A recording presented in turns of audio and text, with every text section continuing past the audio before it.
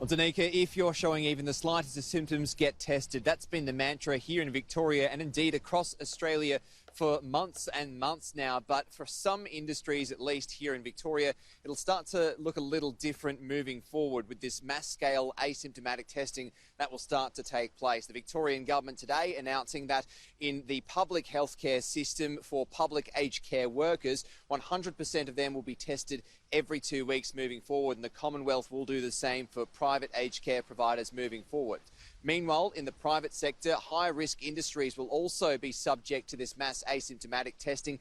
25% of the workforce in workplaces like meatworks, abattoirs, supermarkets and distribution centres will be tested every 2 weeks as part of this greater effort to identify exactly where the virus is and not lose track of it once those testing numbers do start to calm down. Now, it will be up to the workplaces to implement these sorts of tests, whether it's assigned or whether it's random. The government will, though, be checking in to make sure they are hitting their targets. In contrast to regular symptomatic testing, if you do get one of these asymptomatic tests, you can continue working, you can go about your life while you're waiting for that test result. You only have to start isolating once the positive result does come back. Now, this is going to affect 95 businesses across Victoria, about 28,000 employees. They'll be able to get tested at any one of the 200 sites across the state, and in some cases, they'll even have the testing brought to them.